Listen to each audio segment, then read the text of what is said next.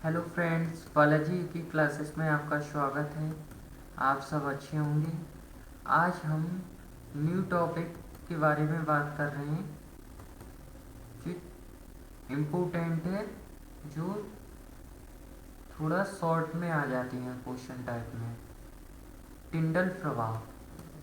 टिंडल प्रभाव होता क्या है उसके बारे में बात करेंगे हम।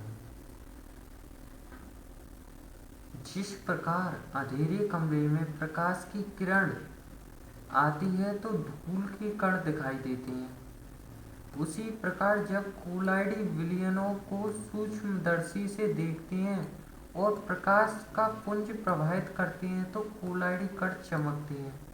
कोलाइडी कणों के इस प्रकार के गुण को टिंडल ने देखा और उन्हीं के नाम पर इसे टिंडल प्रभाव कहते हैं।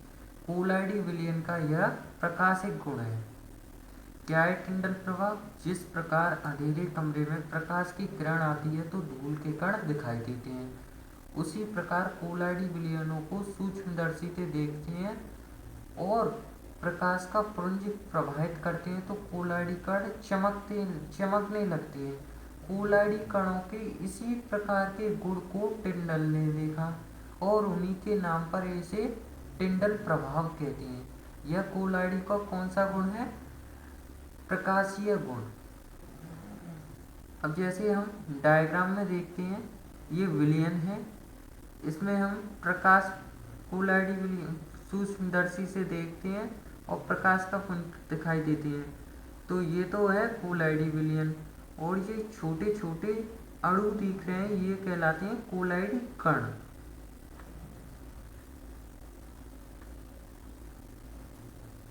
और जो प्रकाश पुंज से ये शंकु बनना है, इसे हम कहते हैं टिंडल शंकु। अब हम सेकंड टॉपिक के बारे में बात करेंगे, ब्राउनी गति। कोलाइडी विलयनों का यह गतिक गुण है। ब्राउनी गति कोलाइडी विलयनों का क्या है? गतिक गुण। जब कोलाइडी कण परिक्षेपण माध्यम के कणों से टकराते हैं तो कोलाइडी कणों की टेढ़ी मेढ़ी गति करते हुए दिखाई देते हैं। जब कोलाइडी कण किससे टकराते हैं? परिक्षेपण माध्यम से टकराते हैं तो कोलाइडी कण टेढ़ी मेढ़ी गति करते हुए दिखाई देती हैं। इस प्रकार की गति का अध्ययन सबसे पहले रॉबर्ट ब्राउन ने किया था। उन्हीं के नाम पर इस गति को ब्राउनी गति कहते हैं। एक और बार हम देखते हैं इसको। यह कोलाइडी कणों का गतिक गुण है। कौन सा गुण है? गतिक गुण। जब कोलाइडी कण परिक्षेपण माध्यम से टकराते हैं तो कोलाइडी कण जो है टेढ़ी मेढ़ी गति करते हुए दिखाई देते हैं। कणों की इस प्रकार की गति को सबसे पहले रॉबर्ट ब्राउन ने देखा। उन्हीं के नाम पर इस गति को क्या कहते हैं? ब्राउनी गति। अब जैसे डायग्राम में दिख रही है, ये कोलाइडी विलयन है। अब इसमें कोलाइडी कण जो है टेढ़ी मेढ़ी गति कर रहे हैं, इसी गति को ब्राउनी गति कहते हैं। अब हम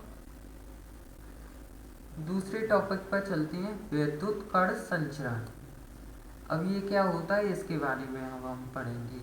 हम जानते हैं कि कोलाइडी कणों पर समान प्रकार का आवेश होता है। क्या होता है?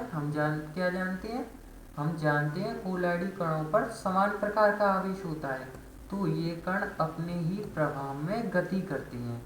परंतु जब इन्हें यू आकार की नली में रखते हैं, जिसके एक सिरे पर कैथोड होता है, ये कैथोड है और ये एनोड है, और दूसरे सिरे पर एनोड लगा होता है।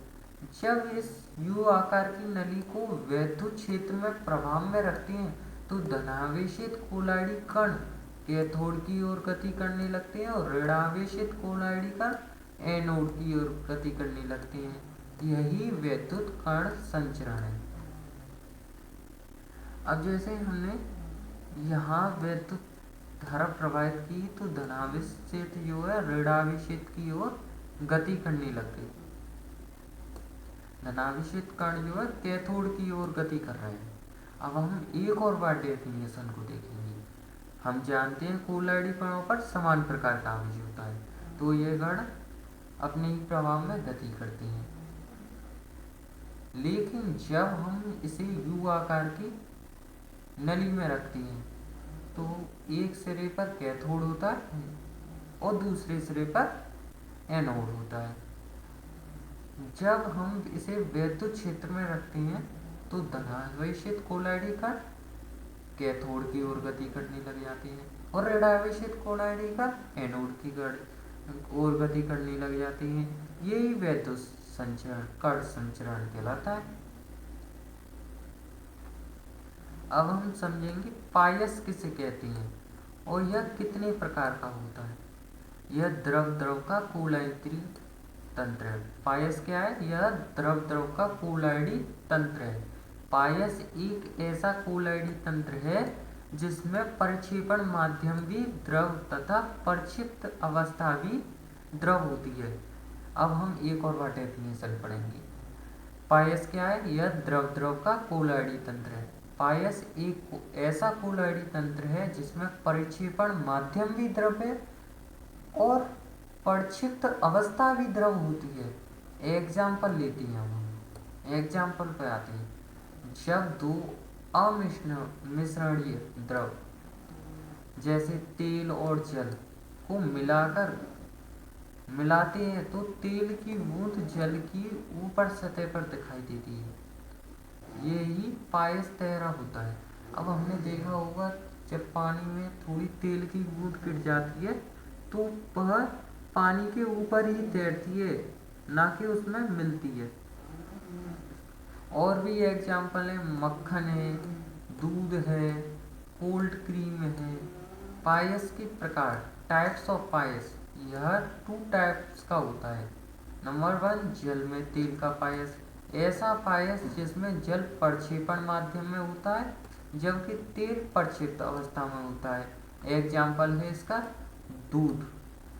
तेल में जल का पायस, ऐसा पायस जिसमें तेल प्रक्षेपण माध्यम में होता है जबकि जल प्रक्षिप्त अवस्था में होता है। एग्जाम्पल है इसका मक्खन। एक और बार देखेंगे, जल में तेल का पायस क्या होता है? ऐसा पायस जिसमें प्रक्षेपण माध्यम में होता है जल, जबकि तेल के इसमें होता है प्रक्षिप्त अवस्था में। एग्जाम्पल है इसका मिल्क। और तेल में जल का पायस क्या है? ऐसा पायस जिसमें तेल प्रक्षेपण माध्यम में होता है लेकिन जल प्रक्षिप्त अवस्था में होता है। एग्जाम्पल है इसका मक्खन। पायस के अनुप्रयोग क्या है? भोज्य पदार्थों के रूप में इसका प्रयोग किया जाता है, सौंदर्य सामग्री के रूप में किया जाता है, औषधि के रूप में किया जाता है। अब हम कुछ धनावेशित कोलाइडी कण देखते हैं। धातु के हाइड्रोक्साइड जैसे FeOH का होल थ्राइस है, AlOH का होल थ्राइस है, TiO2 है, हीमोग्लोबिन है, ये धनावेशित कोलाइडी कण है। ऋणावेशित कोलाइडी कण कौन से? जैसे ब्लड है, सॉइल है, जिलेटिन है, गोंद है, आर्सेनिक सल्फाइड है, ये ऋणावेशित कोलाइडी कण होती हैं। यही आज का हमारा टॉपिक था। तो आज हमने क्या क्या पढ़ा? नंबर 1, टिंडल प्रभाव, 2, ब्राउनी गति, 3, वैद्युत कण संचरण, 4, पायस। यही आज हमने ये सब पढ़ा। अगर आपको अच्छा लगा हो प्लीज़ लाइक करिए, शेयर करिए और सब्सक्राइब करिए। और जो भी डाउट हो प्लीज़ कमेंट में पूछिए। अगर आपको ये नोट करना है तो प्लीज़ आप नोट कर सकते हैं।